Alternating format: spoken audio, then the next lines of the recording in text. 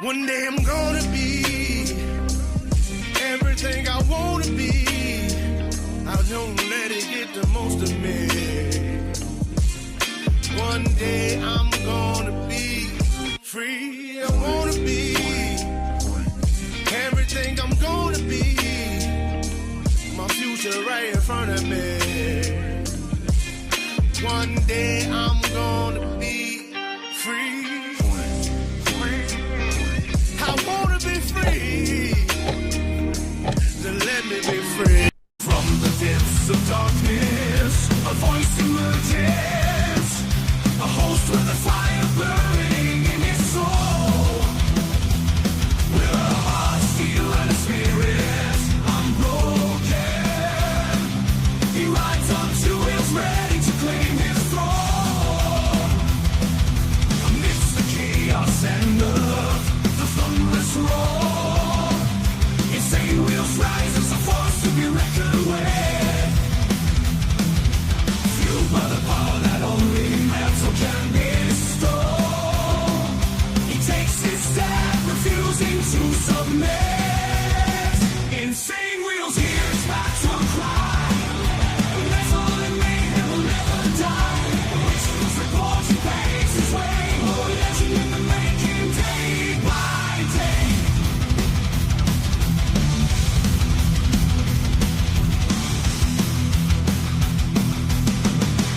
Man, oh man, we made it to a thirsty Thursday, man. Hopefully everyone's enjoying themselves. I definitely know the hell we are out here. We have a humongous news day today. We have 10 stories. Usually we average about anywhere from 6 to 8. Anytime that we get above that, it's like, all right, we're pushing it. So, anyways, what we've got today is Trump to greet Rwanda president, as well as Luigi Mangione pretrial. Now, I believe this is his day 4 of pretrial. And then drug boat strikes, latest, and more. Of course, these are the things that are on the title. Some of these things we may or may not be able to cover this morning, as you guys know. We only do the show for an hour approximately, so a lot of things that are happening in the media today I may or may not be able to cover because of time frame, obviously. I'm here at 10 a.m. CST right now, so some shit's going to be happening on later this afternoon, but nonetheless, at least you guys know what's happening. So the lineup that we have is escaped Georgia inmate captured, and I guess he was on the run for only 3 days. He didn't get very far, didn't stay off the radar very long. Then we have Hegseth cites fog of war for second strike on alleged drug boat. Now, we all know that. Now, apparently, the mainstream media came out and made some reiterations regarding that comment, the fog of war. So we'll go ahead and see what happens with that. We have some update on the Real ID. Travelers face fee from TSA. So now you can fly without a Real ID. But you have to pay like some sort of fee to be able to, and I don't know how much the fee is. It could be $75, it could be $175. I have no idea. And then of course, we're going to find that out together. But Trump doubles down on avoiding Biden auto pen actions, and Trump made a big claim on Truth Social. We're going to talk about that later, obviously, down the line. Trump administration rolls back fuel economy standards. This happened actually 16 hours ago yesterday. Basically, after the show, some things went down, and obviously, he makes some new affordability announcement. And I don't know what that is. We're going to find out together.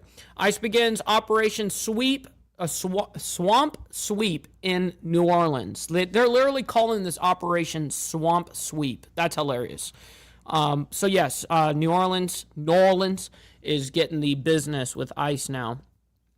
Fed sees 1,500 plus pounds of meth hidden in BlackBerry shipments. That's a pretty big one, dude. 1,600 pounds of methamphetamine hidden in BlackBerry shipments were intercepted in a multi-agency investigation this last month, and it's just hitting the mainstream now. Interesting. And then I don't know if this is tied in here. It probably is. I have no idea, but maybe it's a totally different story. But 3 hours ago, this is just 3 hours ago, so it's got to be a totally different story. Florida drug raid, 92,000 pounds of drugs and explosives seized.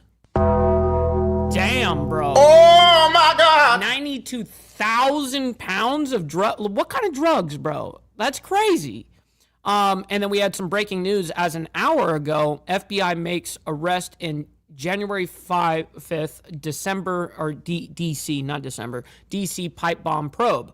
So the FBI has made an arrest in its nearly 5-year investigation into who planted pipe bombs in Washington on the eve of January 6, 2021, Capitol riot. A law enforcement official told the Associated Press on Thursday is the first time investigators have identified a suspect in a case that has long vexed authorities, fueled conspiracy theories, and remained one of the most persistent mysteries surrounding the violent Capitol siege. That is very interesting. So an hour ago, calls for Hegseth to resign as Trump sets to release Venezuelan boat strike video. Damn. So that just happened an hour ago, and that's our lineup this morning. We got a lot to obviously discuss this morning. Before we get into all of it, make sure you guys come in and hit that like button. It helps out the show immensely, and it's free to do so. If you guys are brand new to the show, definitely make sure you guys hit that subscribe button. It's also free, man.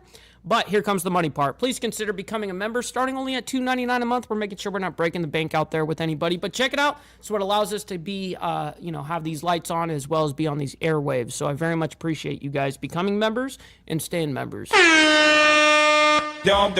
my Instagram right here at BallValveTV, where I post everything behind the scenes of not only my life, but as well as the show, Millennial Food Time, breaking news. Great way to get a hold of me one-on-one.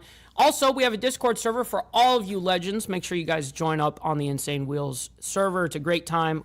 Down in the link to description down below of any video, we have the invite links for all of that. We also have moderators in the live chat. They'll let you guys know what the invite link is. So make sure you guys join up. And last but not least, all super chats, super stickers, gifted memberships, and membership signups are, of course, all going to be presented live onto the show and shouted out. But, of course, if you guys would like to skip that YouTube 30% brutal cut that they take from your hard-earned cash, well, then we have these platforms right here that you guys can donate to kindly. And, of course, I will read out your guys' message as if it's a super chat. So I've got my emails up right here, ready to go at any time, man. So all right, great to see everyone in the chat, man.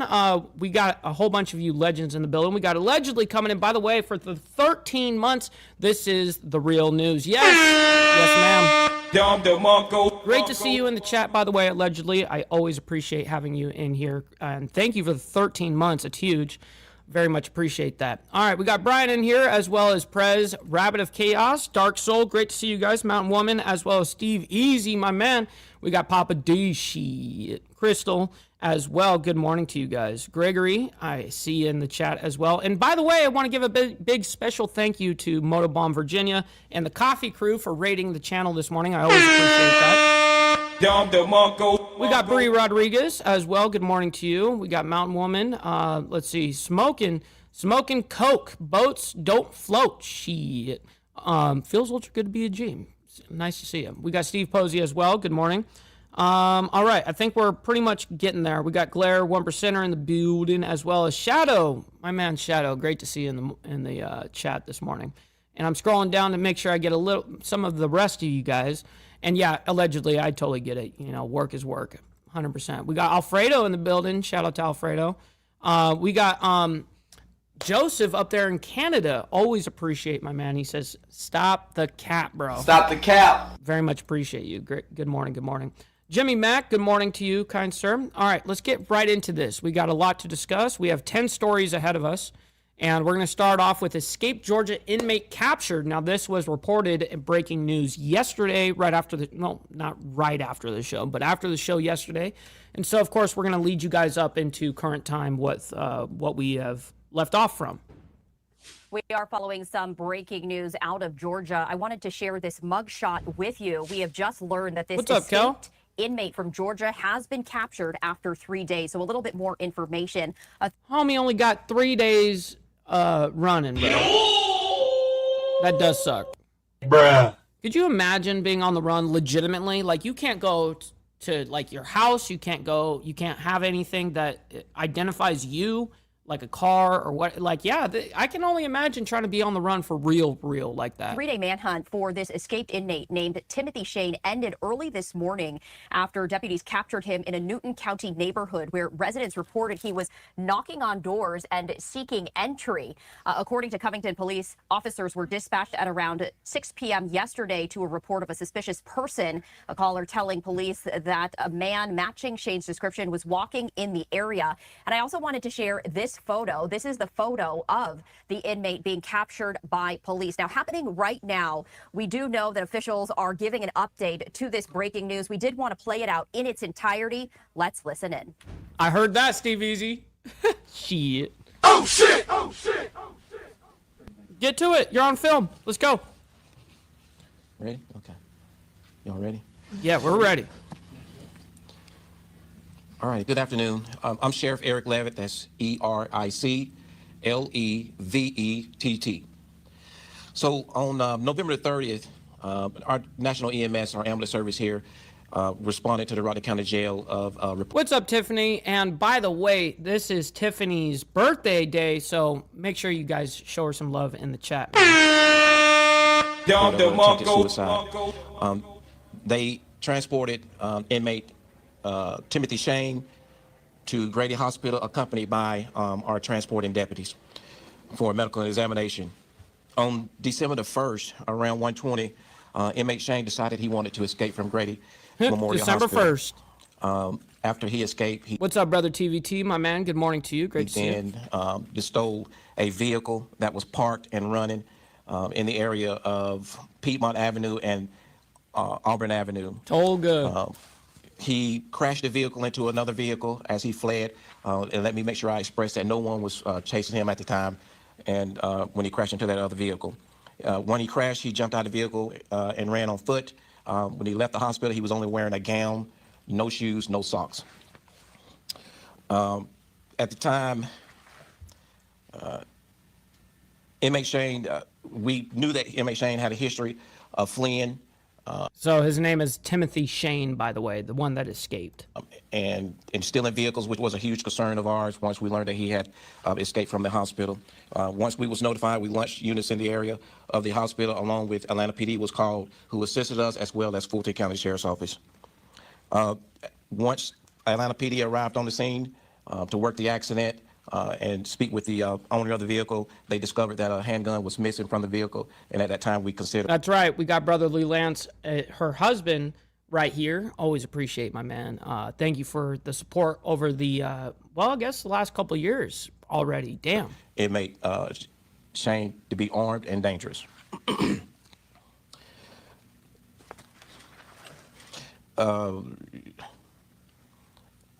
What does he struggle on? So we contacted other surrounding agencies in the area who assisted us in setting up a perimeter in that area to locate inmate Shane. So we want to make sure that we give credit to Atlanta Police Department and Fulton County Sheriff's Office at the time, who arrived on the scene to assist us in that area. As I stated earlier, APD handled the accident. We allocated additional resources from the Rwanda County Sheriff's Office to respond to Atlanta to assist on the perimeter to locate inmate Shane. It was later reported to us that another vehicle was stolen in the area of the Mercedes-Benz Stadium, and it was described as a silver Pontiac Grand Prix. See, they got him by a car, and I told you guys, being on the run is not as easy as motherfuckers think. You can't just go to your house. You can't go to your friends' houses. You can't do shit. You can't fucking be in your own car. You can't be in really any type of car. You'll be spotted like this. Yeah, man, very interesting. We're not going to stay on that topic because we got so much to get through. At least you guys know that the man that escaped over there in Georgia has been captured as of just 3 days. He ran off on the 1st, and now it's the 4th. But they captured him yesterday on the 3rd. So on the 3rd. Anyways, we're running into Hegseth cites fog of war quote for second strike on alleged drug boat. Now, we already had talked about this, and we already, I think you guys know my position on Venezuela and the United States and what's happening here. But we will go ahead and see if there's any new developments from this. If not, we'll just go ahead and move on.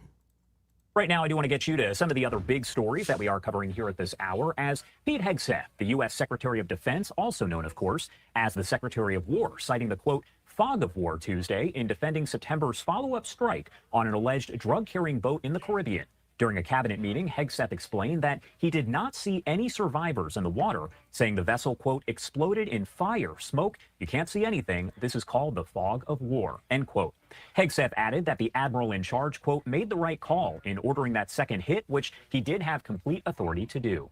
Some lawmakers have called for investigations after a Washington Post report claimed that Hegseth issued a verbal order to, quote, kill everybody. And the only reason why they get away with this in particular is the reason why they can eliminate everything, even with survivors. You got to remember that they have been labeled deemed as a terrorist organization. And because they're labeled as a terrorist organization, by law, they can theoretically do like whatever the fuck they want. You know what I mean? Which, like I reiterated yesterday on the show, I am all in support of getting rid of all fucking terrorists. Honestly, fuck them. But you can't use the disguise of these guys are terrorists when that's when you're attacking them, but you really want regime change. You don't actually want, you don't want that's your excuse, like your excuse to do this shit. And that's what's happening. On the boat, those reports indicate 2 survivors were seen hanging onto the wreckage after the strike. This was the first vessel hit amid the Trump administration's counter-drug campaign in the Caribbean and the Eastern Pacific, which now includes more than 20 known strikes. As the U.S. build up its military presence in the region, some say it is a tactic to pressure. Yes, we got over 140 of you guys in the chat. Make sure you guys hit that like button, as well as double tap that screen on the vertical side. Very much appreciate you guys and your laborious work on hitting that like button. Venezuelan President Nicolas Maduro to resign. I do want to bring in Max Meislich, a research fellow at the Foundation for Defense of Democracies, to talk about exactly what all of this means. Max, thank you so much for taking the time to be here with us today. Good morning, Josh. And I did want to start here by asking you overall about whether or not, based in your expertise, the U.S. is attempting to replace Maduro and maybe force him out of office, and then also what that would mean. Thanks, Josh. It's really difficult to say, as I'm sure you're aware, and many of your listeners, as we're all searching for answers about this exact question. Considering the And by the way, the whole fog of war comment is, yes, fog of war is absolutely true. You know, where you literally cannot see what the fuck you're looking at. And then what ended up happening is they saw, after the first strike, they saw that there was a couple of survivors either hanging off the side of the boat or something to the effect, or floating near the boat. And they ordered the second strike. And then Pete Hegseth used the terminology of, well, this is because of fog of war. No, you guys waited out, saw it, and then said strike again. That's literally what happened. So you literally waited for the fog of the war to dissipate, and then you did a second one. Administration has been pretty reserved in actually stating what the strategic objectives may be with respect to the military buildup by Venezuela's borders. We know about the strikes on cartel-linked drug vessels, and we obviously understand the threat that the flow of drugs into the United States and to allied partners in Europe means coming from Venezuela. But it's an open question as to whether the administration is going to push for regime change. And I'll note that President Trump has commented that Maduro's days are numbered, but it's really an open question about the extent to which the administration is going to act and push for that end. And if there was some kind I got you, Joseph. You know what? He says it's time for the money me part. Dude, I got you. All right, just get the money part done. Give me money. Money me. Money now. Me a money needing a lot now. No cap. Stop the cap, homie. Stop the cap. Shit. of collapse here. Let's say that we see a group that's linked to the cartel, or we see, someone else who does take over here. What are some of the implications of that? Again, we're looking into the future here, as we don't know if Maduro is being pushed out or really anything of that nature.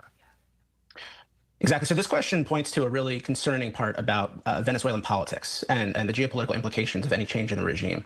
As bad as Maduro is as a dictator and not the elected leader of Venezuela, what we know is that he stayed in power for all these years because of a broad coalition of parties, not all of whom are actually loyal to Maduro, yet back his power. And so these are nasty characters, organizations, some of which are designated by the United States, guerrilla organizations, heavily armed factions that impose their will in in Venezuela and have benefited from support by Maduro himself. And so if Maduro were to fall, it's an open question as to whether the democratically elected opposition group would ultimately take power. And if they do, it's still an open question about the extent to which their control will extend to all of these various factions that themselves are benefiting from the lucrative drug trade.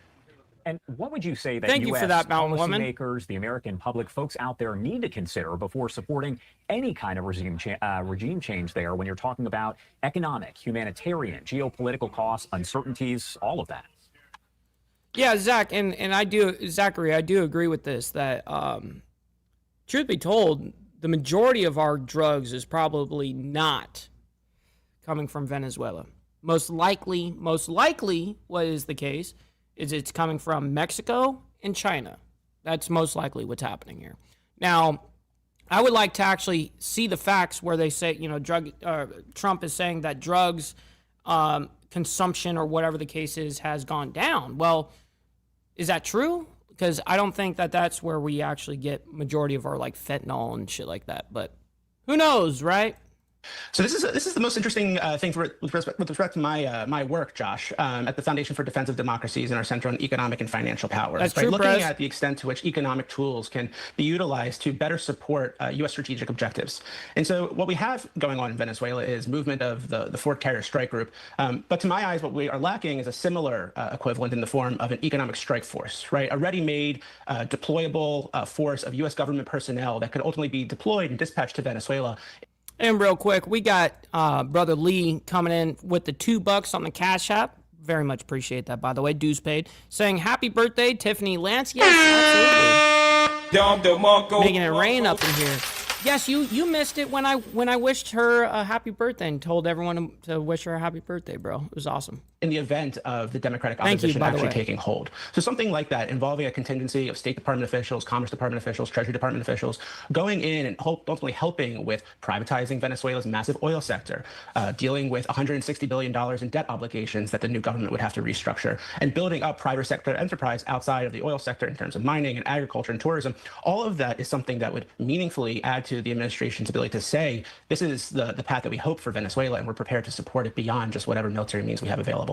Very and true, kind of James. Going in reverse here. All right, so now I think we got enough of the story on this. I mean, like I told you guys, we started off with we need to get through 10 fucking stories, and in a single hour, we're already 22 minutes in, man. All right, so we're going to move into the next story, though. Real ID, we have an update on the Real ID. As I'm sure you guys remember, they were telling everybody if you don't switch over to this Real ID, then you're not going to be able to fly. Well, that is actually not the case anymore. I guess you can still fly, but you are penalized. You have to pay some sort of fee. And I don't know how much that fee is. We're going to find out together here. But travelers face fee from TSA regarding the Real ID if you don't have one, right? So let's go ahead and bring this up and see how much and what we're talking about. Now, here. I do want to take you out to another live look that we do have at this hour over at LaGuardia Airport. You can see it right there on your screen, and arguably one of the busiest airports in the country. Now, air travelers in the U.S. without a Real ID will be charged money, $45 starting in February. That's according to the TSA. The updated ID has been required since May, but passengers without it have so far been allowed to clear security with some additional screening and a warning. Real ID is a federally compliant state-issued license or identification card that meets enhanced requirements mandated in the aftermath of the September 11th terrorist attacks. And we do have this post right here that I do want to pop up on your screen from the TSA saying traveling and don't have a Real ID or another acceptable form of ID, you want to get yours soon. Starting February 1st, 2026, travelers may pay a $45 fee to verify their identity through TSA confirm.id. All right, I do want to bring in a guest here to help explain what all You'll get a nice little thank you, kind sir. That's what you get. This means. We do have Steve Lawrence, the TSA's Executive Assistant Administrator for Security Operations. And Steve, I know you're very busy, so thank you so much for taking the time to join us here and helping to break down exactly what all of this means. Well, first of all, good morning, and thank you so much for having me. It's a pleasure to be here with you this morning. So this is a representative from TSA. Glad. I'm actually glad about that. Of course. And first off, I want to kind of go in reverse here. Can you explain for folks out there who maybe aren't sure if they do have a Real ID, what it actually is and really what it looks like? Absolutely. So as you alluded in your opening, the Real ID requirement has been around since 2005. And so to look at your Real ID, it usually has a star on the corner. And so I would make sure that you have that. If you have any questions, you could also go to your DMV or the Secretary of State. Or if you have any questions about, what is an acceptable form of ID, you could also go to tsa.gov, and we have the information available for you. And I'm probably saying this name wrong, but TSA Confirm.ID, is that what it's called, and what does it do? Absolutely. So yeah, you are saying it right. TSA Confirm.ID. It is rolling out February 1st of 2026. It really is the next phase. I think that we alluded to earlier that we went to full enforcement in May of this year. So the next phase is going to be the TSA Confirm.ID process. We still have about 6% of individuals that are traveling throughout the system that do not have a real ID or an acceptable. Which I don't have a real ID, but I have a passport. Form of ID. So one of the things that we want to do is we still have some time before the February 1st deadline. We want to make sure that we get the information out, and we want to make sure that passengers are aware of what the process is and understanding it is an optional process, but there is a fee associated with it. So you would opt into the process, and we want to make sure that that information is available to them if they have traveled. Okay, how much is the fee? Before or after February 1st. It's important to state that what we want them to do is we want to make sure at this time they take this period to set some time up at their DMV or Secretary of State offices to get their real ID compliant driver's license. Does it seem like maybe some people aren't getting... I like how he says it's going to be a fee. Okay, well, what the fuck is the fee, stupid? Stupid. Real ID because they're not quite sure if they have it or not. Is that an issue, or is there any idea why people still don't have it when, as you mentioned, it was rolled out, I would say 20 years ago? Yeah, it has been 20. So it's $45, Steve Easy. Like if you don't have your real ID and you don't have a passport, but you have your normal ID, your driver's license or whatever the case is, but it's not a real ID. So it's $45 to like get on the plane. 20 years plus. So I will tell you that it's important. So is that 45? So it'd be $45 one way and then $45 the way back. Wow. So $90. To note that over 94% of the population that is traveling right now has a compliant real ID driver's license or an acceptable form of ID, i.e. a passport. So one of the things that I just want to mention is we're going to continue to have a very forward-leaning, proactive campaign to get the message out. We're going to continue to work in partnership with our state and federal partners and also our aviation partners to make sure that the information is getting out there. So for us, I don't want to assume why people are not getting a real ID, but for us, one of the things that we want to do is we want to get to a higher compliance rate, but we want to make sure that the system is safe. So our primary objective, of course, is security, but our primary objective is to make sure that we keep the system moving at a good pace. What do you want people to know about the difference here when you talk about real ID versus TSA, I believe, Confirm.ID? I'm going to get that at some point. What is the difference there? What do you want people to know out there? So one of the things that we want them to know is that, first of all, if you're not able to get into to see your DMV office or your Secretary of State office, that to go to tsa.gov, and we're going to have an instruction page on how to opt in. Absolutely not. I would never, ever, I would never do the whole medical card thing. It is important to note that this is an option. We are not forcing people to do that. It's also important to note that this is not bared by the taxpayer. This is the cost is covered by the traveler.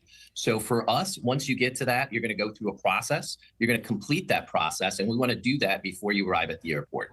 Once you arrive at the airport, you're going to have an email receipt confirmation. So when you approach the ticket document checker position for TSA, you're going to show that information to them. We're going to go through the verification process. You're going to clear the ticket document checker position, and you're going to go into screening. So one of the things that if you do this ahead of time, it's going to prevent delays, and it's going to make sure that you have a seamless experience. But the most important message we want to get out is we want people that do not have a real ID compliant driver's license to make sure that they spend some time at the DMV or the Secretary of State offices to do that before February 1st. All right. Steve Lorenz, thank you so much for taking the time to be here with us today. That was a good breakdown, but I didn't hear him say $45. That's what I was hoping that he was going to do. But anyways, we're moving on, though. Trump doubles down on voiding Biden auto pen actions. All right, so Trump comes out on Truth Social, and I guess he drops some sort of bomb here. We're going to find out what the hell the case is. As I'm pulling this up, guys, make sure you guys hit that like button and double tap the screen on the vertical side to like the video, man. So you guys don't have to like the craziness around the world, but you guys can like it for me and what we do here, and I very much appreciate that. Of course, Some of these allegations there, we want to break down everything that we're seeing. And so I want to talk a lot more about this with political analyst Casey Burgett and legal analyst Brian Claywood. Thank you both for being with us here on Live Now from Fox. Of course. Hey, I want to start with you, Casey. So wait. You're not going to have the tweet up while you talk about it? Okay, well, I guess we have to read it. So he comes out on Truth Social saying any document signed by Sleepy Joe Biden with the auto pen, which was approximately 92% of them, is hereby terminated and of no further force or effect. The auto pen is not only not allowed to be used if approval is not specifically given by the President of the United States. The radical left lunatics circling Biden around the beautiful, resolute desk in the Oval Office took the presidency away from him. I am hereby canceling all executive orders and anything else that was not directly signed by crooked Joe Biden because the people who operated the auto pen did so illegally. Joe Biden was not involved in the auto pen process, and if he says he was, he will be brought up on charges of perjury. Thank you for your attention to this matter. Wow. Holy fuck. All right, let's see what we get out here. What the auto pen is and what President Biden may we all know what the fucking auto pen is, all right? We don't need to do that. Let's skip ahead.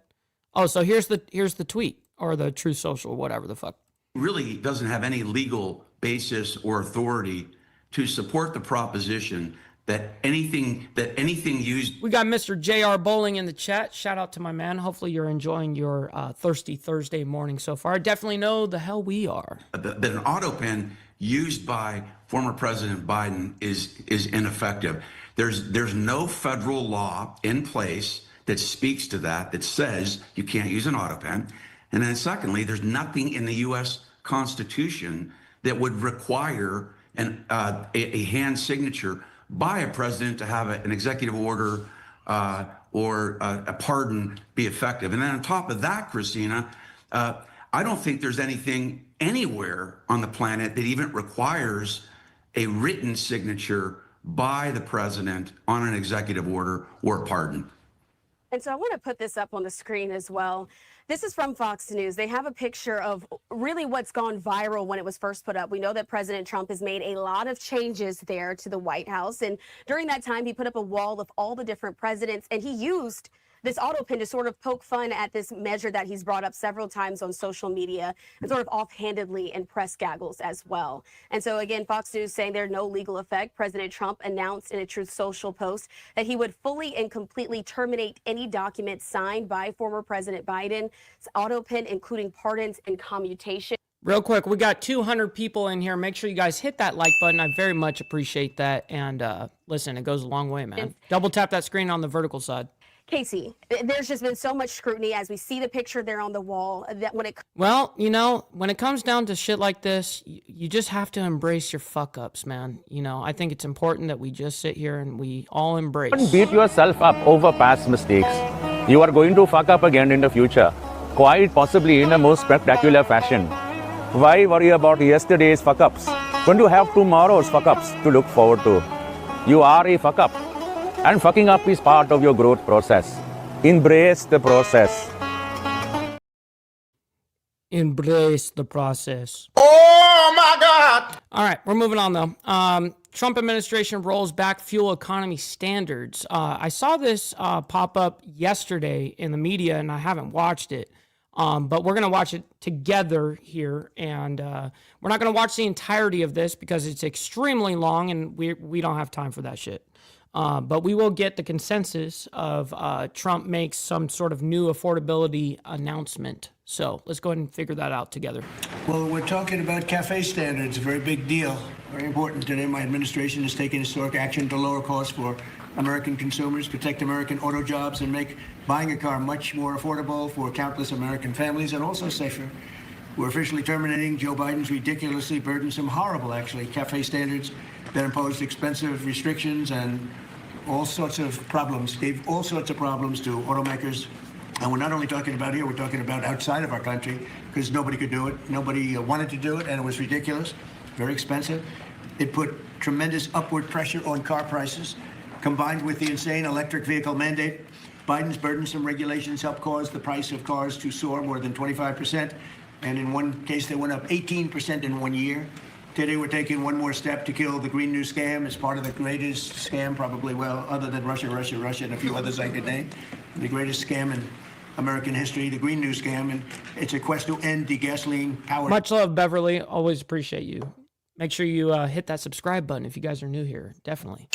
We do this Monday through Friday, and then we have Saturday morning for members only. It's awesome. What they wanted to do, even though we have more gasoline than any other country by far, and people want the gasoline car. They want everything. They want electric. They want to have lots of alternatives, but they do want the gasoline car. Right now, it's leading away by a lot. The car business is a very interesting business, but we want to keep it that way. I want to thank Transportation Secretary Sean Duffy, Deputy Transportation Secretary Stephen Bradbury, as well as CEO of Ford, Jim Farley. Jim, where is Jim? Let's see. Hi, Jim. Congratulations. You're doing a great job. CEO of Stellantis, Antonio Filosa. Thank you very much, Antonio. Chairman of the National Automobile Dealers Association, Tom Castrito. Yes, sir. Thank you very much, Tom. Great to have you. And manager, General Motors. Okay, cool. I don't need you to thank everybody here. I just want to hear the shit. Support long beyond the people that are here. You had tremendous support on this. Okay, here we go. From day one, I've been taking action to make buying a car more affordable. I signed an executive order to end the unfair, expensive electric vehicle mandate. As you know, we had to have an electric car within a very short period of time, even though there was no way of charging them and lots of other things. It would have cost $5 trillion to build the charging plants. And as you know, in certain parts of the Midwest, to build 9 chargers, they spent $8 billion. So that wasn't working out too well. That was done before me, by the way. I wouldn't have let it go forward. We're canceling the EPA's absurd tailpipe emission standards, one of the most important things that I've never had. Yeah, but Donald, they're referring to the federal minimum wage. Then there's city and state minimum wage and all this shit too, but there is, federal. A group of people come to me more powerfully and really just devastated that they had to do it. It was killing them than the automobile manufacturers, the tailpipe emission standards. And I can tell you, your people at Ford were coming to me all the time, and they were saying, like, please, it doesn't do anything, and it's killing us. Where did I get a gift at? I don't see no gift. Shit. Through the roof, and we revoked Biden's emissions waiver for California so that California communists could not regulate the automobile industry and ruin the entire nation of automobiles. And they were doing that too.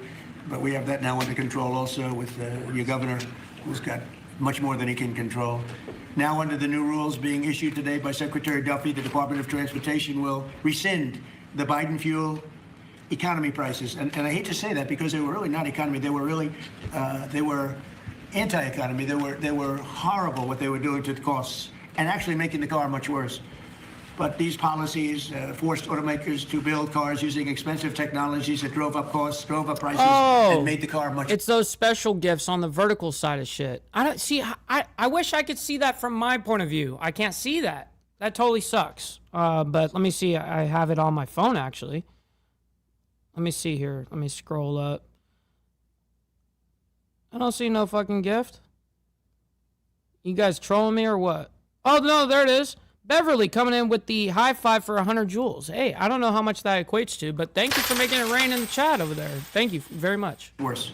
The action is expected to save the typical consumer at least $1,000 off the price of a new car, and we think substantially more than that. Under the Trump administration, $70 billion are now being invested in the American auto industry. Ford has announced it will invest $5 billion across its Kentucky and Michigan plants. Is that a correct statement? That's right. That's a lot, $5 billion. You could do more. No, Hardwire. I'm as conservative as it gets, really. I mean, honestly, my mindset is as far pretty much right as it can go. It has nothing to do with a liberal stance or any of that. I am hypercritical of everyone. Fuck everyone. You know what I mean? I'm hypercritical whether they're on my team or not. I don't give a shit. I have to be objective, and especially with what I do here, I take it very serious. I hope that you guys see the amount of seriousness that I have in understanding these situations and not taking it for face value and sitting here going, okay, let me actually investigate why this is or why it's not, whatever the case is.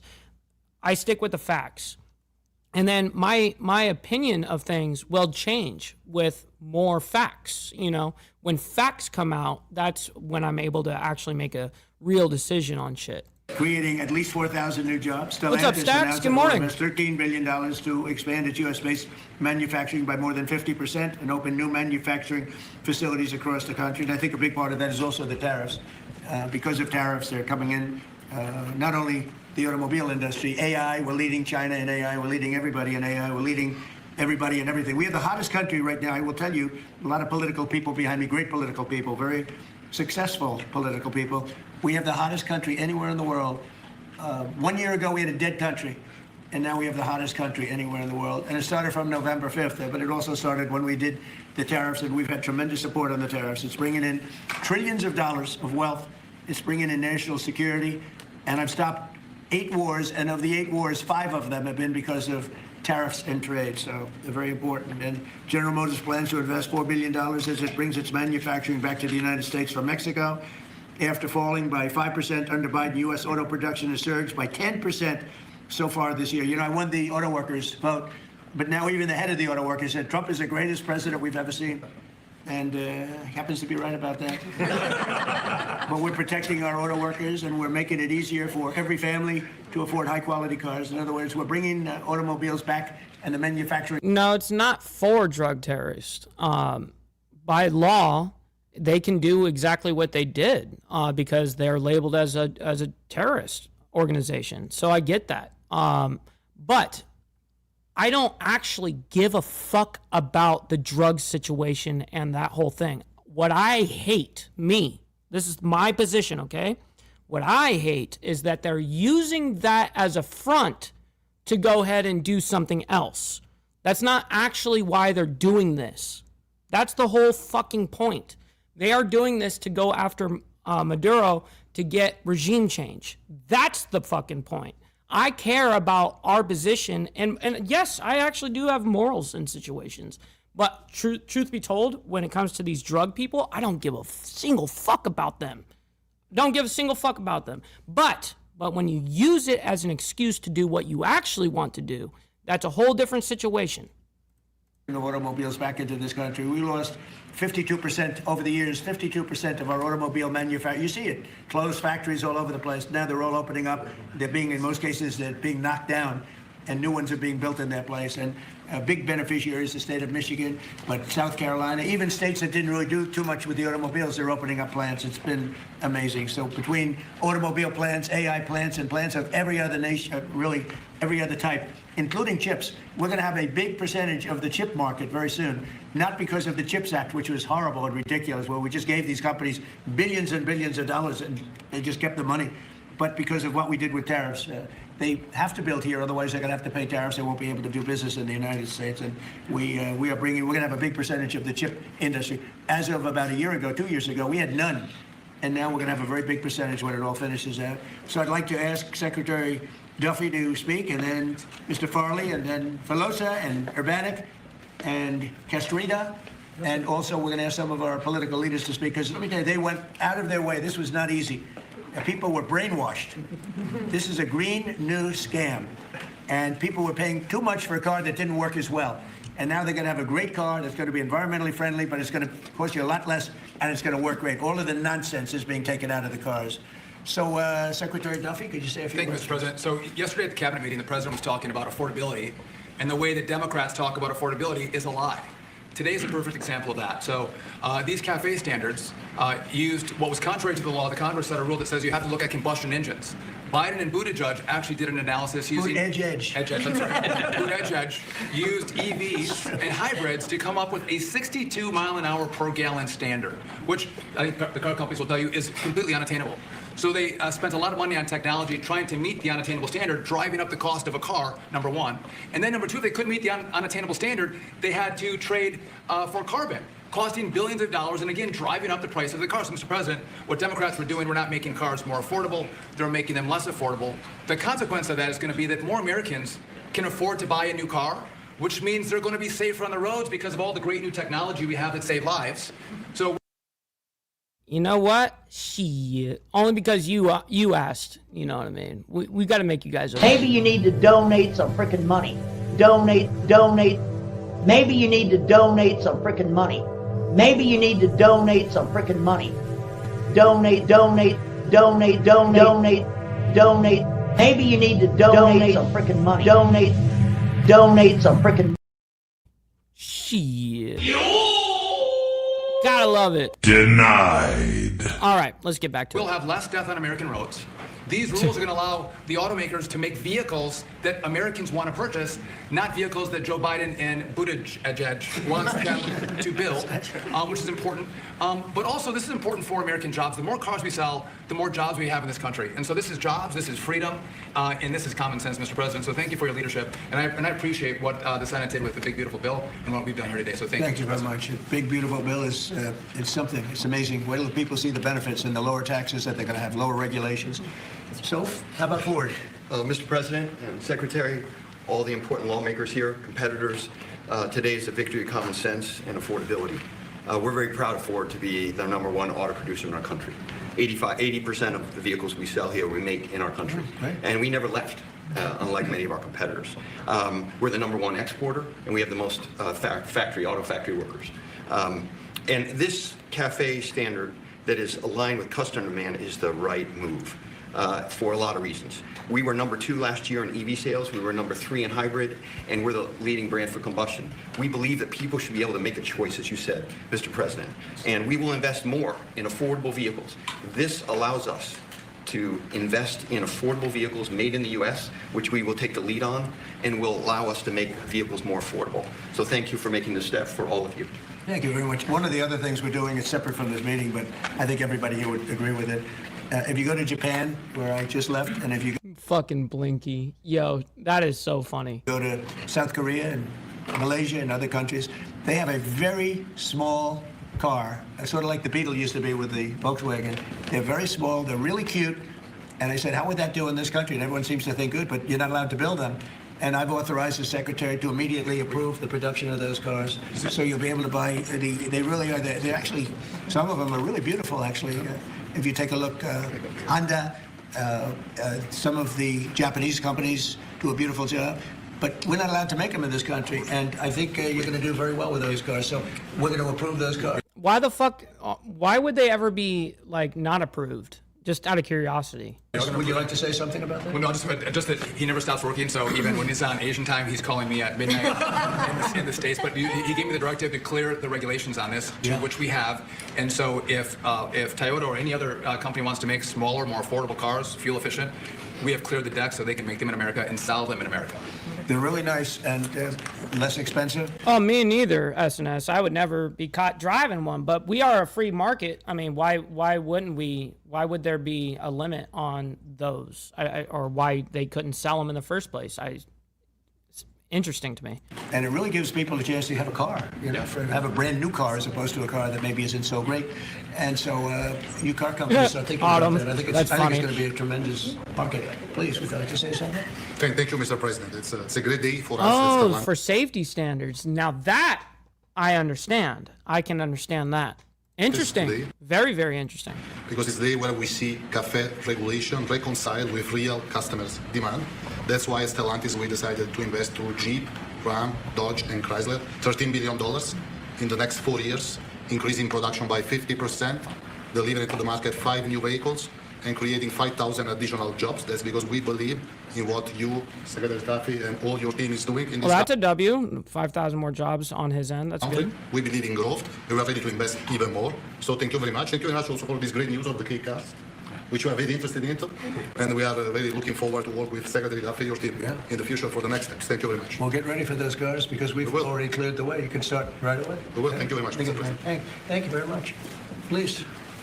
Mr. President, thank you so much for having me. We support your leadership for this issue that is so important to the auto industry. I'm here representing the hard-working men and women of Orient Assembly in Michigan. The facility, our manufacturing facility there, is currently going through a retool so that we can build additional U.S. manufactured pickup trucks and full-size sport utilities for our customers, and we're so excited about that. And thank you for your support.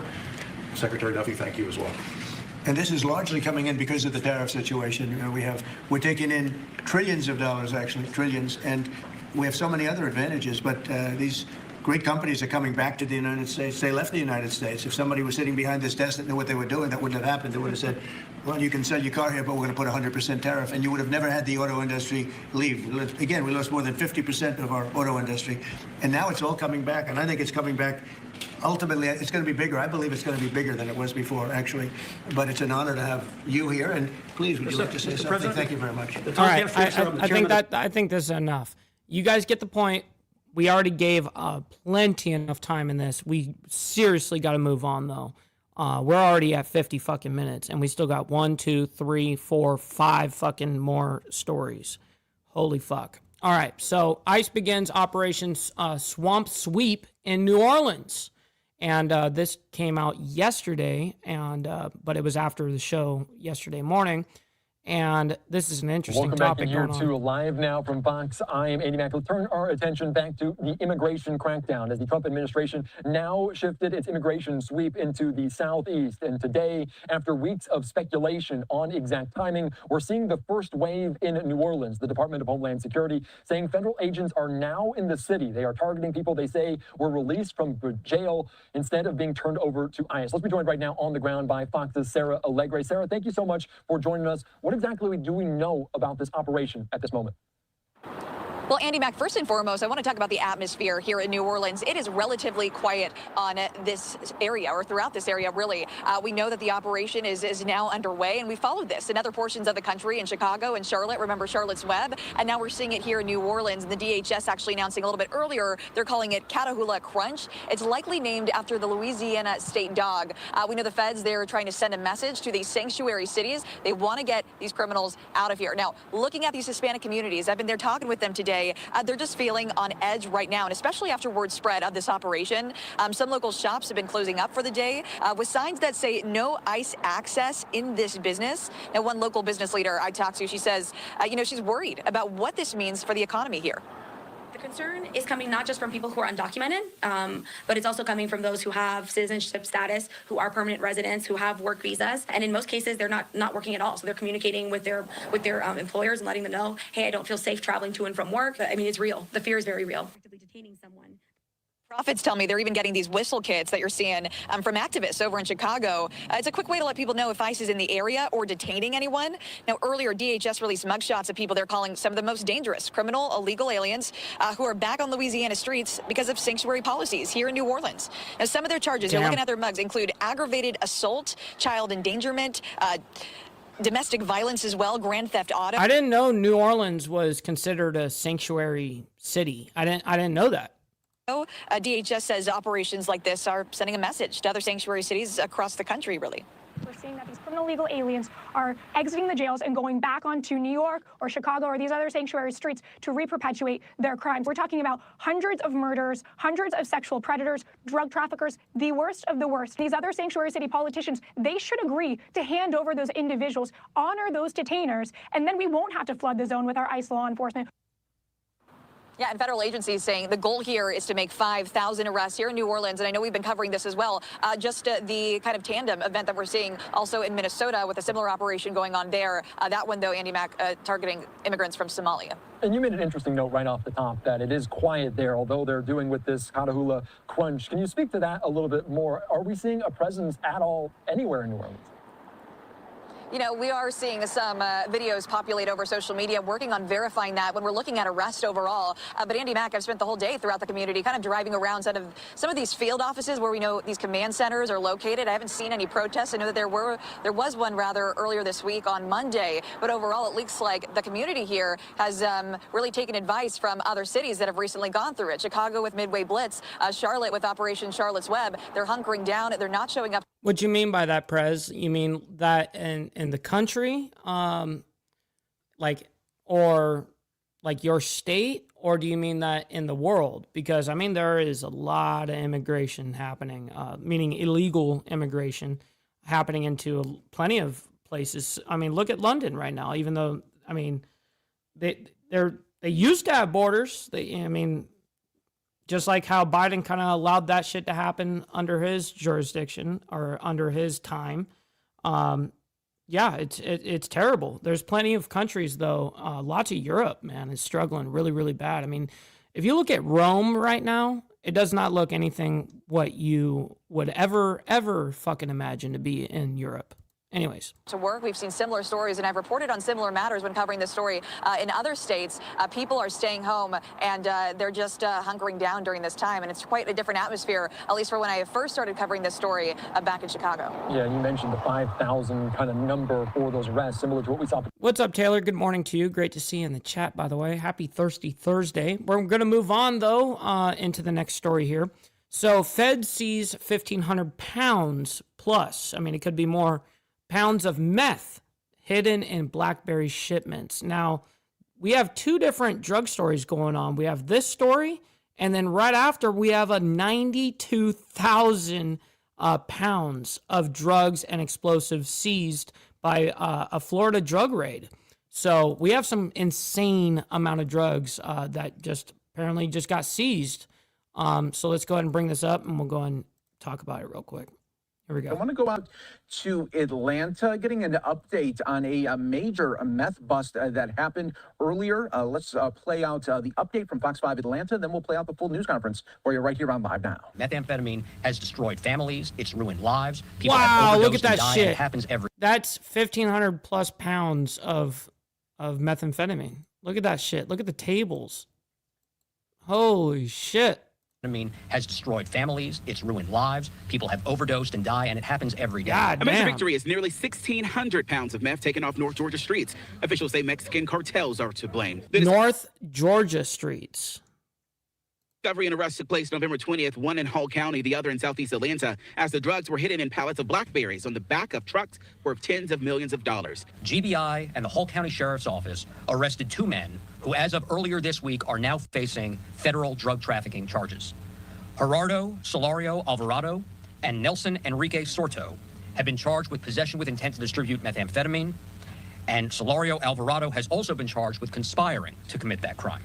A third truck was found empty, but the driver of that truck was taken into custody and is set to be deported. Those trafficking narcotics into our communities. That's very true. By the way, Steve Easy, yeah, 100,000%. Most people my age have no idea how to drive manual. You know what I mean? It's radical. Anyways, back to this. We utilize anything. So we've seen all kinds of produce, but we've seen just about anything you can think of, from building materials to compartments in vehicles. I've been with Hall County 39 years, largest seizure we have ever had. This investigation and indictment and future prosecution serves a clear message that drug trafficking has no place in our communities anywhere in the state of Georgia. A collaborative effort by federal, state, and local agencies, all working together to keep you safe. Stop and realize that for a moment. This did not make it, but what if it had? That's a hero moment, as I refer to it. A moment to praise our men and women in law enforcement. Yeah, think about that. 1,600 pounds of meth there seized. And here on Live Now from Fox, we go beyond the sound bites. Now we want to show you the full news conference out of Atlanta from earlier today. Georgia. 2 weeks ago, I stood at this same podium to announce the establishment of Georgia's Homeland Security Task Force, or HSTF. Today, I am pleased to announce some of the most recent federal charges that have been brought as a result of an ongoing HSTF investigation, in which federal, state, and local law enforcement partners are relax on the audio, bud. Participating So now they're saying 1,600 pounds. Wow. In hand with an extraordinary degree of cooperation. That cooperation is demonstrated by the presence of FBI Special Agent in Charge Paul Brown, GBI Director Chris Hosey, and Hall County Chief Deputy Sheriff Kevin Head, who are with me today and who will each talk about the roles that their agencies played in this investigation. The results of the cooperation are demonstrated by what you see on both sides of me here. Approximately 1,600 pounds of deadly Mexican cartel-trafficked methamphetamine, which remains a significant scourge in our community. In addition to seizing these drugs, which are worth tens of millions of dollars, GBI and the Hall County Sheriff's Office arrested two men who, as of earlier this week, are now facing federal drug trafficking charges. Gerardo Solario Alvarado and Nelson Enrique Sorto have been charged with possession with intent to distribute methamphetamine.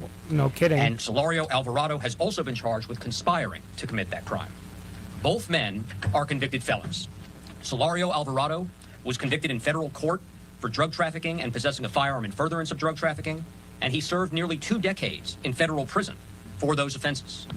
He was then, and he remains, an illegal alien unlawfully present in the United States. Damn, and he was a legal alien.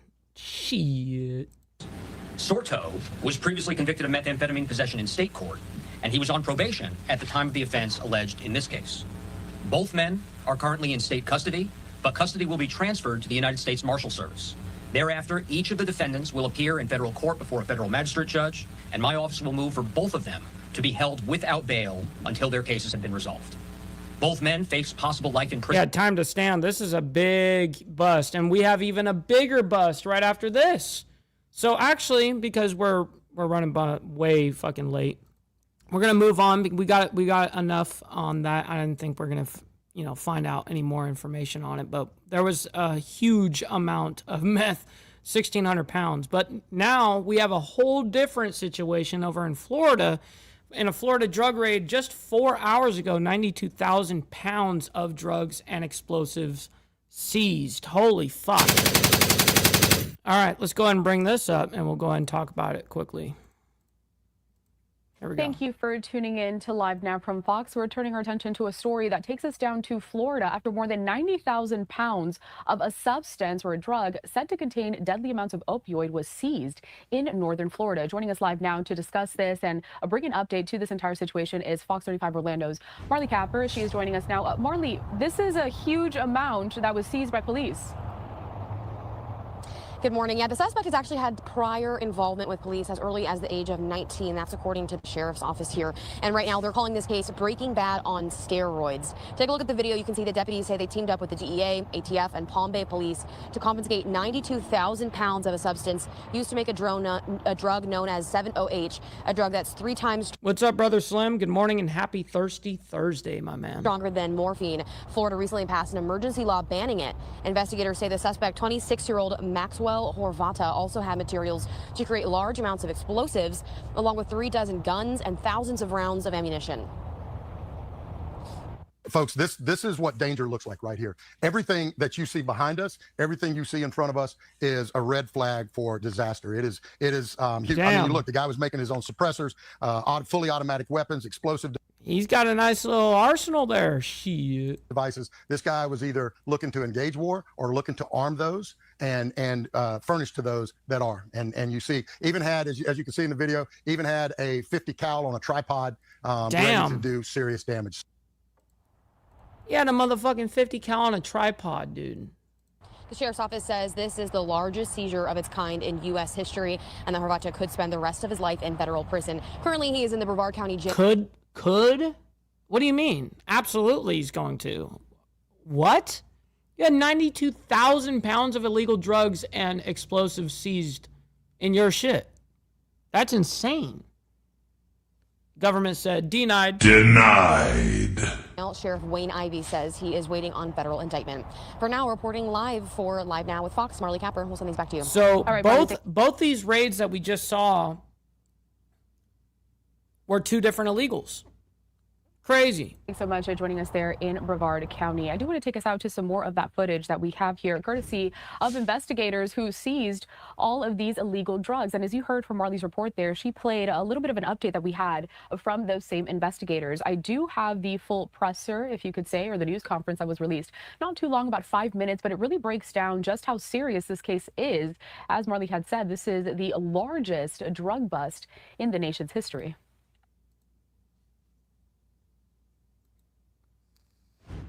What's up, Agrillipus? Good morning to you, kind sir. I'm Sheriff Great Wayne to Ivey see of you. the Brevard County Sheriff's Office, and I'm standing here with Palm Bay Chief Agello.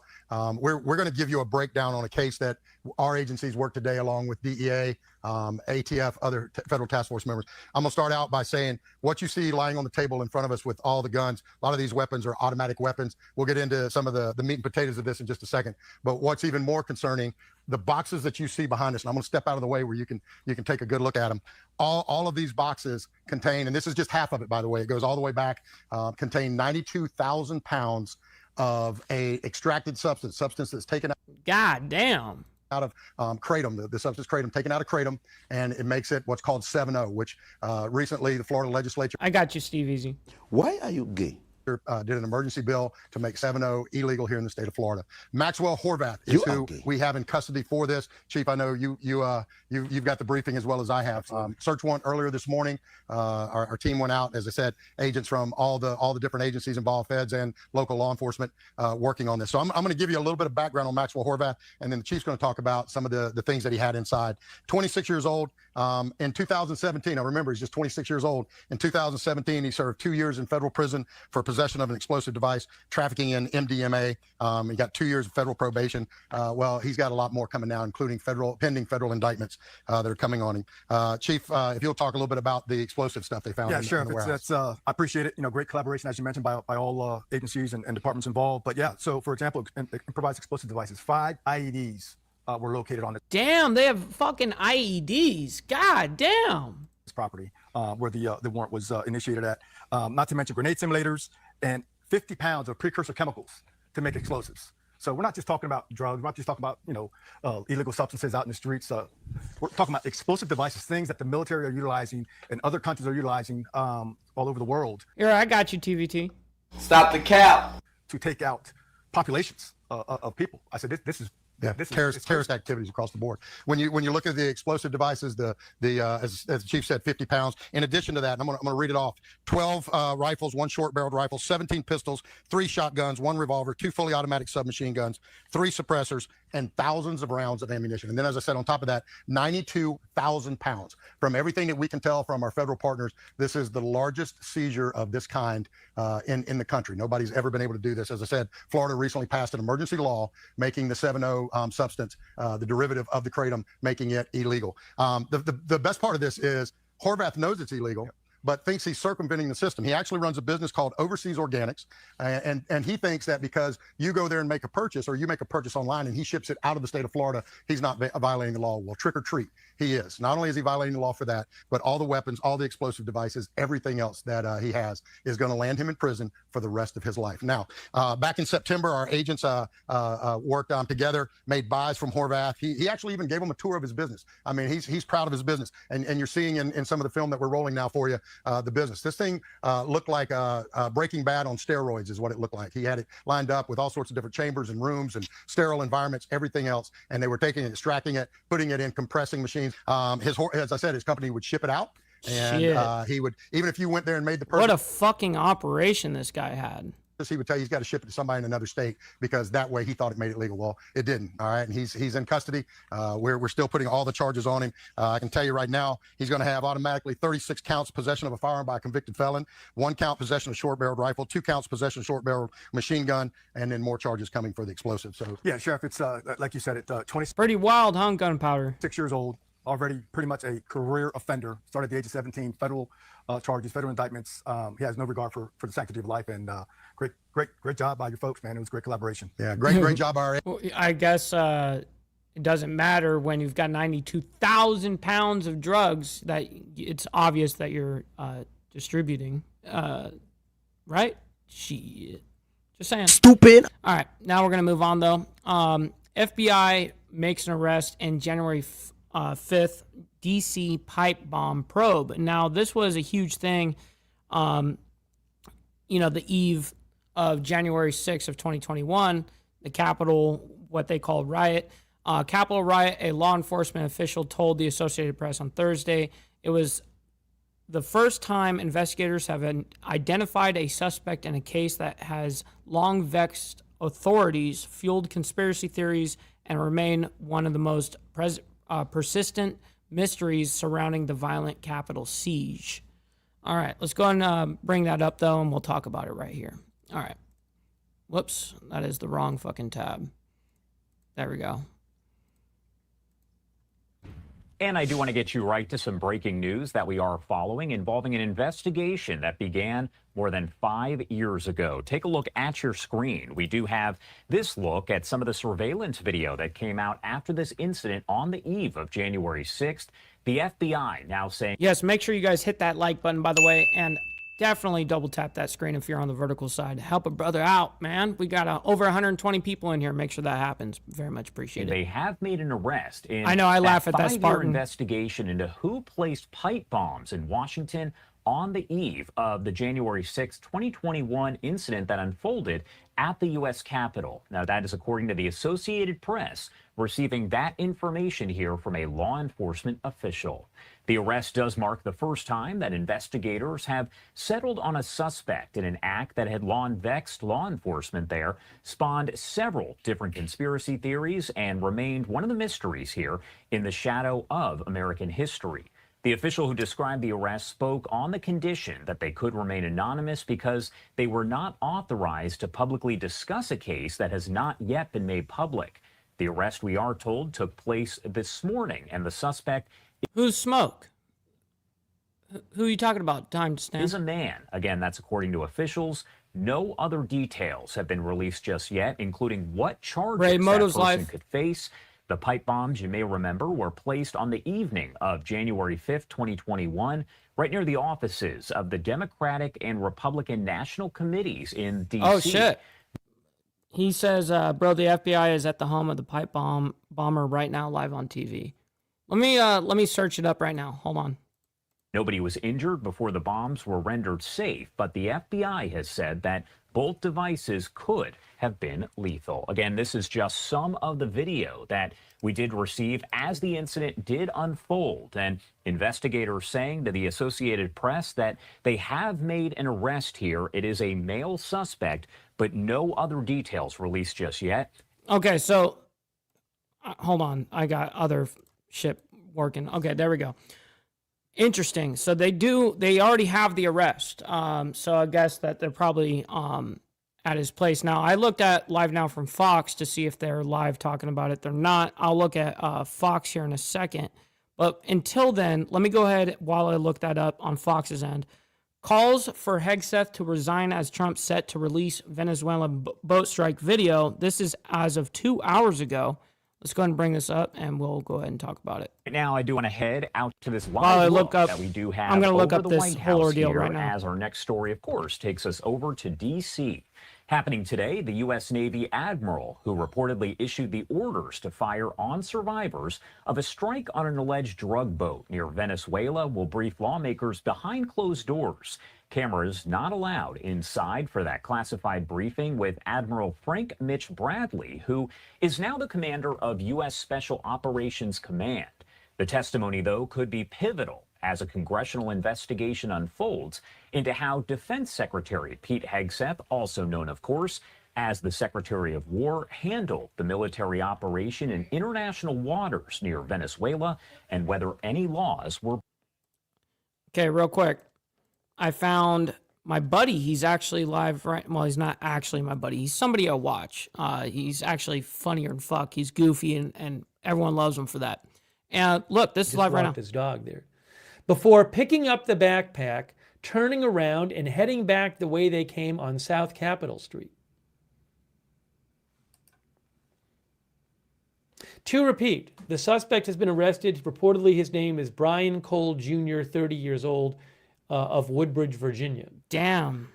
Press conference coming up in 47 minutes. He's my age.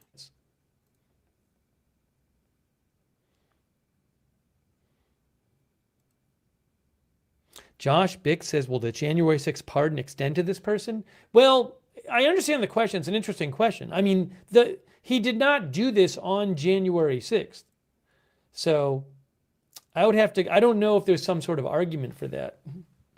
I'd have to get the text of the January 6th pardon. No, I haven't seen any reporting saying that. Oh, shit, is Steve Easy having to split out? Much love, honor, respect, kind sir. We'll see you on the flip side. Always appreciate you.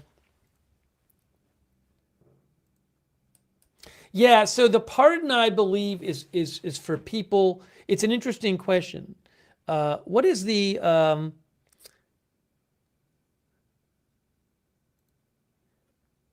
What is the text of that pardon? I commute the sentences of all of the following individuals convicted of offenses related to events that occurred near or at the United States Capitol on January 6th. On January 6th, well, that wouldn't help. A full, complete, and unconditional pardon to all other individuals convicted of offenses related to events. Hey, this is a good question from our viewer. couldn't the suspect's lawyer say, yes, he did this as part of what happened on January 6th. Therefore, he got a pardon.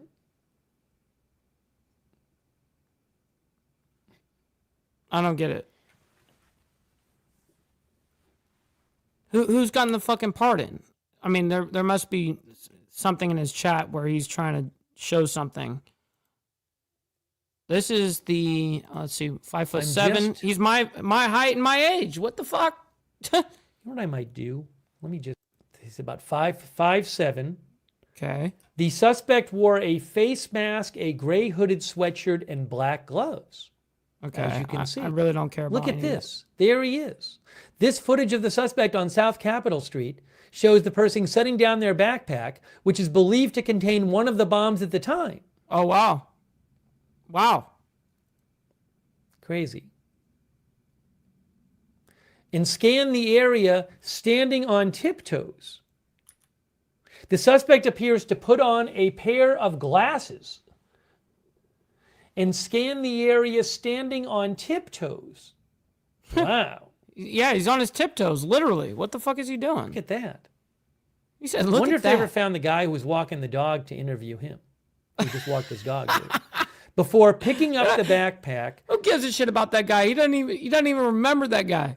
Oh, it's hilarious. All right. Anyways, that's very, very interesting. We're going to go back into what we're talking about with Pete Hegseth, though. We need to get back to that. All right. We need to be back on track here. Broken. Now, we did hear from President Donald Trump saying that essentially video of the second strike there that's in question will be released to the public. I do want to play that quick. What's up, Brother Dean? Good morning to you, kind sir. Comment for you here on Live Now. President, you released video of that first boat strike on September 2nd, but not the second video. Will you release video of that strike so that the American people can see for themselves what happened? I don't know what they have, but whatever they have, we certainly release, no problem. You know, we stopped every boat we knock out. We saved 25,000 American lives. That's right. And if you look at our numbers, the drugs coming in through sea are down 91%. I'm surprised there's 9% you want to. I don't know who's. So drugs coming by sea has gone down by 91%.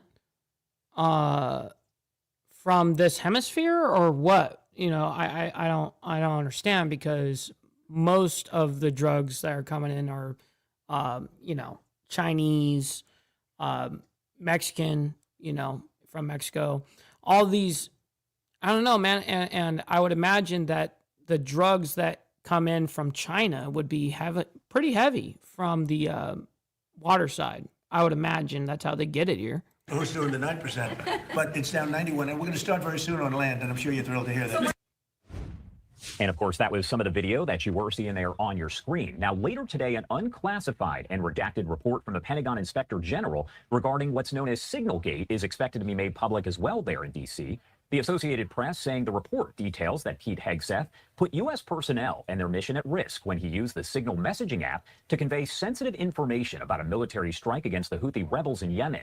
Hegseth does have the ability to declassify material, and the AP states the report did not find that he did so improperly, but it did find that he violated Pentagon policy by using his personal device for official business. Hegseth did decline to sit for an interview with the Pentagon's Inspector General, but provided a written statement. In it, Hegseth explained that he was permitted to declassify information as he saw fit. Now, he did post on social media after that report was made public, saying, quote, "No classified information, total exoneration, case closed. Houthis bombed into submission. Thank you for your attention to this IG report," end quote. Again, taking a live look here over the White House, and in just about an hour or so, Democratic U.S. Congressman Sri Tanadar will unveil his articles of impeachment against Hegseth. The Michigan lawmaker joining us now live ahead of that rally to talk about his reasons behind wanting Hegseth out of office. Congressman, thank you so much for taking the time to join us here. I know you have a busy day ahead of you. Thank you. Thanks for having me. Of course. And first off, I did want to ask you here if you can break down kind of the basis here behind your idea to introduce these articles of impeachment against Pete Hegseth. Who the fuck is this goofball? Well, look, there are two issues. One is the Signalgate. He used a commercial app to talk about war plans. Talk about the war plan?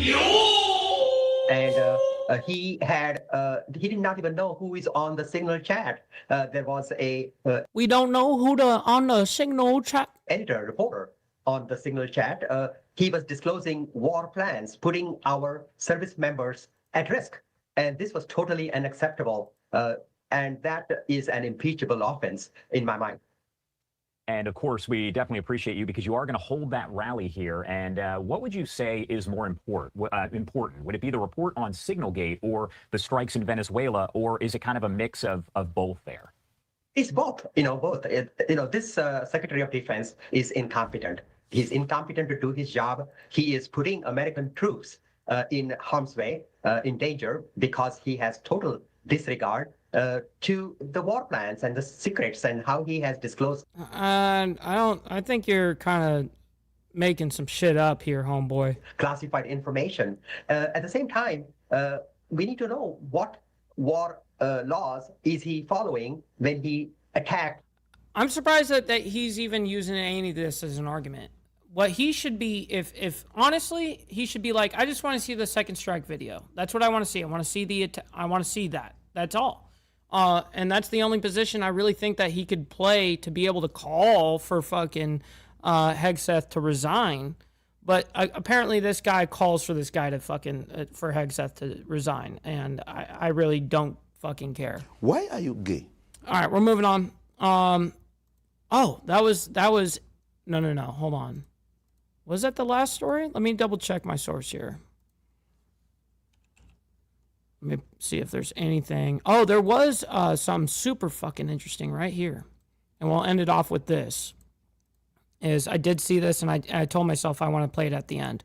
Now I just have to fucking find it. But I think that's where the guy's, his home right here is. I actually have the video of that here in a sec. And then there's a big protest that happens. That's what I want to show. But I do want to see if I can get that house shot again. There we go. Look at that. See some individuals walk outside of the home, and you can see just the line of law enforcement cars. This is the pipe bomb guy in this neighborhood. So we are continuing to monitor this. We haven't seen necessarily any boxes being removed from the home, at least not from this vantage point. But as the camera there in the helicopter is panning out, it gives you a better idea as to where this suspect was residing in Woodbridge, Virginia. So, of course, we're going to monitor this. Woodbridge, Virginia. And bring you any developments. But we also have additional news that... All right, so we need to get to this protest. There is a protest that happened this morning, just like 40 minutes ago. Here it goes. Let me see if there's more context to this. There is a little bit of context I missed. I'm glad that I did that. All right. But take a look at this.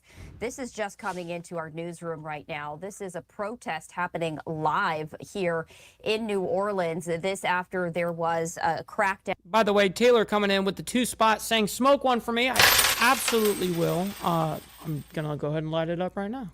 Shit.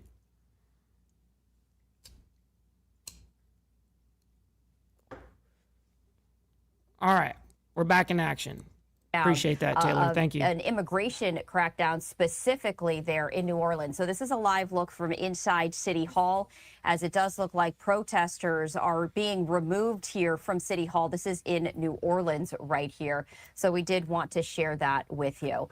We are going to raise the audio, but of course we don't know what the language is going to be like. Viewer discretion always advised, but let's listen in live together. Oh, who cares about what they say? He's a good person. I hear a lot of emotional damage. Emotional damage. That's what I hear. You have to leave. Exit. You have to leave. Fuck Exit. you. You hear that guy?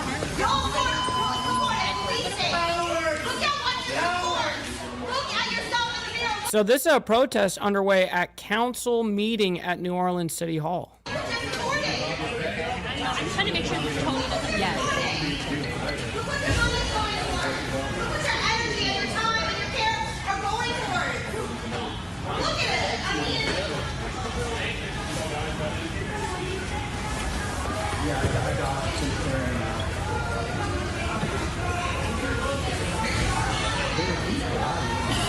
What's the cameraman showing right now? Just getting a cool shot or something?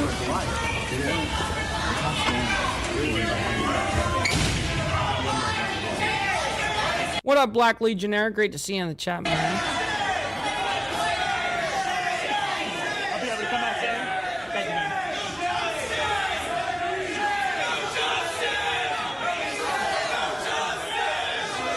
Oh, he was showing the protest card. That's what they're holding up. I got it. What's up, Ed? Or ED, whatever. What up, Ed?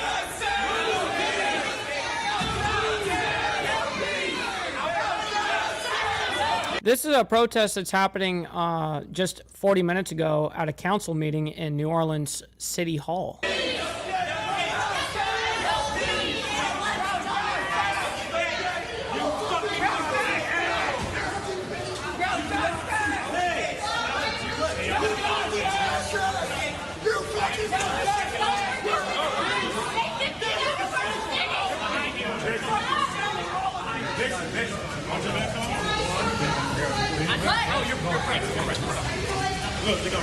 Shit going down. You're nothing without your gun. We'll be back. Your empty suits. We'll be back. We'll be back. We'll be back. We'll be. So it says no collaboration with ICE/DHS. No collaboration with ICE/DHS. Got it. We'll be back. We'll be back. We'll be back. We'll be back. We'll be back. Okay, motherfuckers. See ya. We'll be back. Bye. Sounds good. We'll be back. We'll be back. Man, you guys are losers. We'll be back. We'll be back. We'll be back. We'll be back. We'll be back. We'll be back. We'll be back. We'll be back. We'll be back. We'll be back. We'll be back. We'll be back. Jesus. Jesus. Emotional damage. Okay, so there is an inappropriate, we're just going to maybe, you know what, we're just going to let you know that some of the gestures right here, we're just going to, you know. Oh, because they're doing the middle finger. That's hilarious. They're all flipping the bird. This, I believe. I don't know if this is working. Is this not working, folks? Just show it. I'm trying to blur this in. Mainstream media, this is why you guys fucking suck. One of the millions of reasons, but yes. Image right here. It is working. Okay. So anyway, I did want to let you know that the reason why we blurred that is people were sharing some inappropriate gestures right here. And while we do bring you raw and unfiltered, we do want to be mindful as to exactly what we're sharing. So we are taking a live look here. This is a real quick, we got shit, man. I wish I could see that shit on my StreamYard side of things. Holy shit, we got Daniel Hutchinson coming in with the cat gift for 1,000 jewels. I don't know how much that equates to, but yo, thank you for the 1,000 jewels. Let's go, man. I gotta figure out what the fuck a jewel is on this shit. I'm just, I don't know. Anyways, back to protest happening at a council meeting in New Orleans City Hall. All of this having to do with the latest immigration crackdown in New Orleans. So these are protesters that stormed City Hall and have now been escorted outside by a very large police presence. So we do. They're protesting that they don't want collaboration with ICE because ICE is coming into New Orleans right now as we speak. It was actually in the mainstream this morning that New Orleans is now received ICE. And what's unique about New Orleans is I actually didn't know this until this morning either, but New Orleans is actually a sanctuary city. So this is them protesting ICE being there. So they went down to the council meeting to go ahead and show what they're protesting. I mean, that's what they're doing, you know. But we got Black Legionnaire coming in with the 5 spot. Let's fucking go. My man, thank you very much, kind sir. That goes a long way. Thank you, guys. All right, let's see what else happens here. You see these protesters yelling, saying, we were hearing them chant, "We'll be back." And we also see some of these signs right here, there as well. But we do want to bring you this. We are raw and filtered, but of course, we always want to be mindful of what we share with you, whether that's audio, whether that's video. But this is happening right now in New Orleans. This is outside City Hall. These are the gates right there as well. So we did want to share a little bit more information with you as we are continuing to cover this live event happening right now. So we are also taking a Interesting. We'll look see at this, if there's and anything my else producer here. Julianne just sharing this. The Department of Homeland Security has Actually, I want to hear what they're saying here. launched an operation immigration sweep in New Orleans called Operation Tatachula Crunch. That's a different name than we heard. They called it Swamp. What do they call it? Swamp Sweep? That's what they called it originally. The operation was called Swamp Sweep. Now they changed the name of it? Getting alleged migrant criminals who were released from jail because of sanctuary police. So a live look right here. We're going to raise the audio just a little bit. But as always, we like to remind you, viewer discretion is advised. Who this cares? is happening, unfolding right now live before our eyes. So we are sharing with you these live looks, the live sounds. But if you see a blur, if you hear maybe a little bit of, silence, that is because we want to be intentional and mindful about what we share with you, whether that's video or whether that's audio. So we're going to just momentarily raise the audio as we do see the protesters now Get with it, lady. to have been escorted outside of the council meeting that was underway in New Orleans City Hall. A very heavy police presence right there as we do see the officers now walking back inside.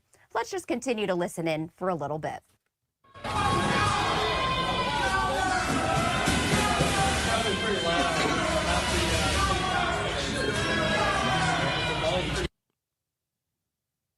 All right, so it did seem as though they had muted the audio on their end. They have now lifted it back up, so let's continue to listen. Okay.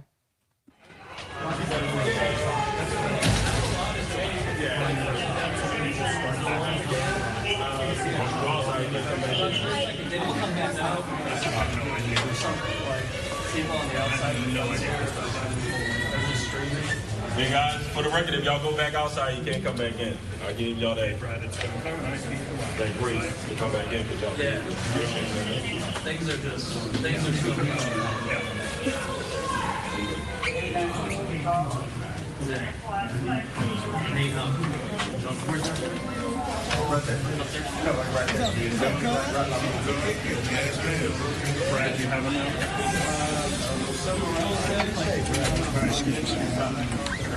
With regards to 2420 to 2430 Willow Street, the zoning docket, of course, is number 47/20.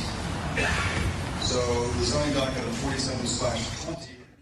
So we do see that the city council meeting. And now the city council is just going to go back into normal business. Very, very, very interesting. All right. So listen, ladies and gentlemen, that is past my time. I can't thank each and every single one of you guys enough for allowing me to do exactly what I do here, man. I hope that you guys actually see that I enjoy being able to do this and present these, and also with my worldview as well. So I'm very appreciative. And listen, we'll be back tomorrow morning for more of the world's madness as we continue down our truth-seeking adventure. Always appreciate you guys. All right. Much love, honor, respect, everybody, and God bless everyone. We'll talk to you guys very soon. Stick around for the raid. We're going to be raiding our buddy. From the depths of darkness, a voice emerges, a host with a fire burning in his soul. With a heart steel and a spirit unbroken, he rides on two wheels ready to claim his throne. Amidst the chaos and the thunderous roar, insane wheels rise as a force to be reckoned with. Fueled by the power that only metal can bestow, he takes his stand, refusing to submit.